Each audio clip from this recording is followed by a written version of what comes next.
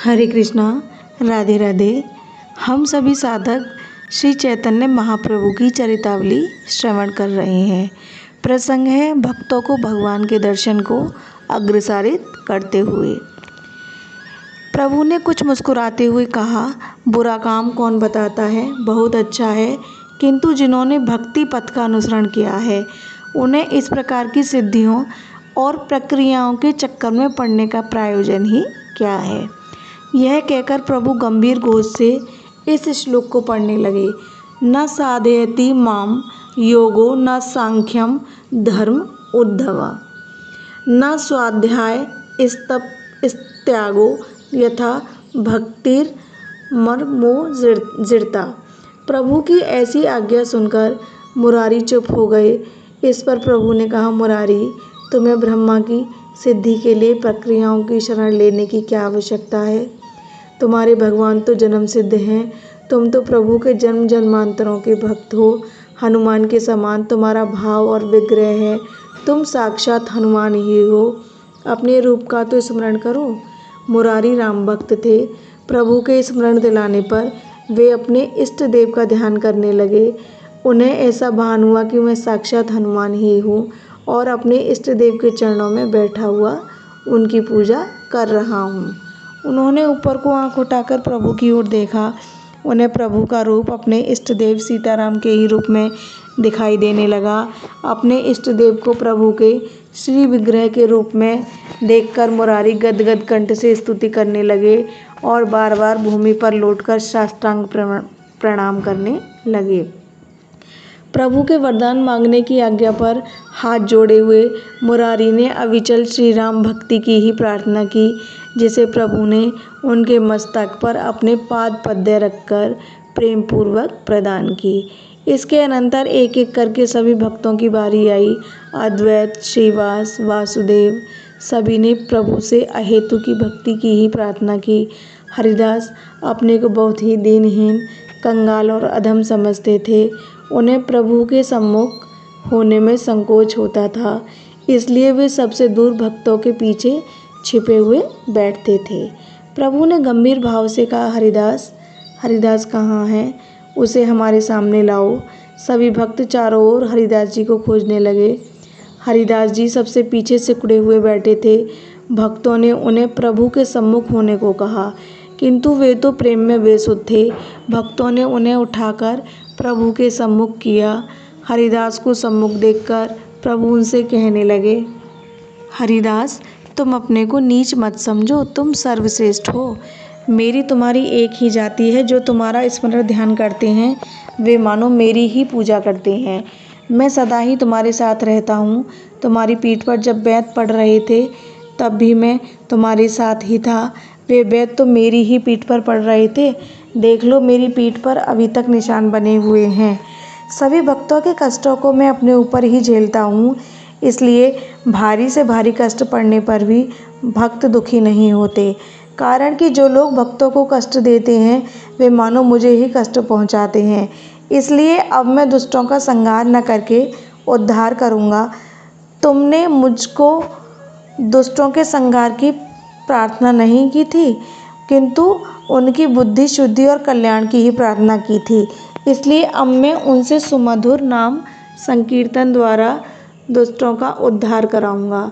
मेरे इस कार्य में जाति वर्ण या ऊंच नीच का विचार ना होगा। मेरे नाम संकीर्तन से सभी पावन बन सकेंगे। अब तुम अपना अविष्ट वर मुझसे मांगो। हाथ जोड़े हुए दीन भाव से हरिदास जी ने कहा, हे वर देने वालों में श्रेष्ठ, हे दयालु, हे प्रेम अवतार, यदि आपकी इच्छा मुझे वरदान ही देने की है तो मुझे यही वरदान दीजिए कि मैं सदा दीनहीन, कंगाल तथा निष्किंचन अमानी ही बना रहूं। मुझे प्रभु के दास होने के अतिरिक्त अन्य किसी भी प्रकार का अभिमान न हो। मैं सदा वैष्णवों की पद धूलि को अपने मस्तक का परम भूषण ही समझता रहूं। वैष्णवों के चरणों में मेरी सदा प्रीति बनी रहे। इसी वरदान की मैं प्रभु के निकट से याचना करता हूँ। इनकी इस प्रकार की वर याचना को सुनकर भक्त मंडली में चतुर्दिक से आनंद ध्वनि होने लगी। सभी हरिदास जी की भक्ति भावना की भूरी भूरी प्रशंसा करने लगे। मुकुंद दत्त से भी पाठक अपरिचित न होंगे, वे भी वहां उपस्थित थे, किंतु अपने को प्रभु दर्शन का अनाधिकारी समझकर दूर ही बैठे रो रहे थे। श्रीवास पंडित ने डरते डरते प्रार्थना की, प्रभु ये मुकुंद आपके अत्यंत ही प्रिय हैं, इनके ऊपर भी कृपा होनी चाहिए।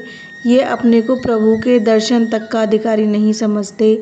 प्रभु ने कुछ रोष में स्वर में गंभीर भाव से कहा, मुकुंद के ऊपर कृपा नहीं हो सकती। ये अपने को वैसे तो भक्त करके प्रसिद्ध करते हैं, किंतु बातें सदा तार्किकों की सी किया करते हैं। वैष्णव लीलाओं को पंडित समाज में बैठकर बाजीगर का खेल बताते हैं और अपने को बड़ा भारी विद्वान और ज्ञानी समझते हैं। इन्हें भगवान के दर्शन ना हो सकेंगे। रोते रोते मुकुंद ने श्रीवास के द्वारा पूछवाया, हम कभी भी भगवत कृपा के अधिकारी न बन सकेंगे। इनके कहने पर श्रीवास पंडित ने पूछा, प्रभु मुकुंद जिज्ञासा कर रहे हैं कि हम कभी भगवत कृपा के अधिकारी बन भी सकेंगे। प्रभु ने कुछ अपेक्षा भाव से उत्तर देते हुए कहा, हाँ, कोटि जन्मों के बाद अधिकारी बन सकते हो। इतना सुनते ही मुकुंद आनंद में विभोर होकर नृत्य करने लगे और प्रेम में पुलकित होकर गद्य गद्य कंठ से यह कहते हुए कि कभी होंगे तो सही, कभी होंगे तो सही, नृत्य करने लगे। वे स्वयं ही कहते जाते, कोटि जन्मों की क्या बात है, थोड़े ही काल में कोटि जन्म बीत जाएंगे। बहुत काल में भी बीते तो भी तो अंत में हमें प्रभु कृपा प्राप्त हो सकेगी। बस भगवत कृपा प्राप्त होनी चाहिए, फिर चाहे वह कभी क्यों ना प्राप्त हो। इनकी ऐसी आनंद दशा को देखकर सभी भक्तों को बड़ा ही आश्चर्य हुआ। वे इनकी ऐसी दृढ़ निष्ठा को देखकर अवाक रह गए। अंत में प्रभु ने इन्हें प्रेमालिंगन प्रदान करते हुए कहा, मुकुंद, तुमने अपनी इस अविचल निष्ठा से मुझे खरीद लिया। सचमुच तुम परम वैष्णव हो। तुम्हारी ऐसी दृढ़ निष्ठा के कारण मेरी प्रसन्नता का ठिकाना नहीं रहा। तुम भगवत कृपा के सर्वश्रेष्ठ अधिकारी हो। तुमने ऐसी बात कहकर मेरे हृदय को और लक्षों गुणा बढ़ा दिया। मुकुंद, तुम्हारी जैसा धैर्य, तुम्हारी जैसी उच्च निष्ठा साधारण लोगों में होनी अत्यंत ही कठिन है। तुम भगवत कृपा के अधिकारी बन गए। मेरे तेजोमय रूप के दर्शन करो।